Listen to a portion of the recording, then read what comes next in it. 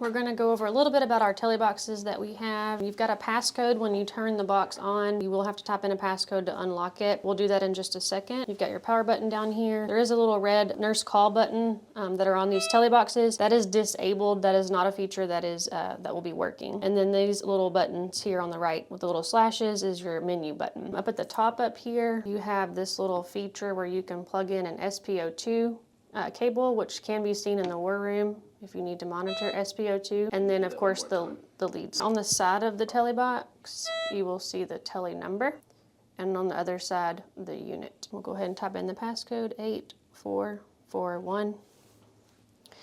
That will unlock it. Up at the top, you will see the Tele number. And then once the war room admits the patient to the Tele Box on their screen, you'll see the patient's name listed there. Wi-Fi connection signal in the far right with the battery life and the time. You'll see a defaulted lead 2 rhythm lead here, and then on down you can see the other leads as well. Go ahead and hit this menu button here. You can see patient information here if you want to look at that. You can also place your patient in standby from the Tele Box only. When you click standby, it will ask you, are you sure you want to enter them in standby? You can say yes. Just make sure you're communicating with the monitor tech room whenever you're putting people in standby or taking patients off the tele for showering or procedures and things like that so they can be looped in.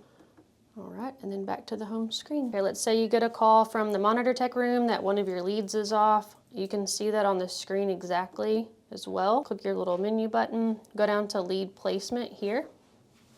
And this patient, of course, is not hooked up to telemetry, so every lead is flashing, which means all the leads are off. You would see which one you would need to check and then fix that.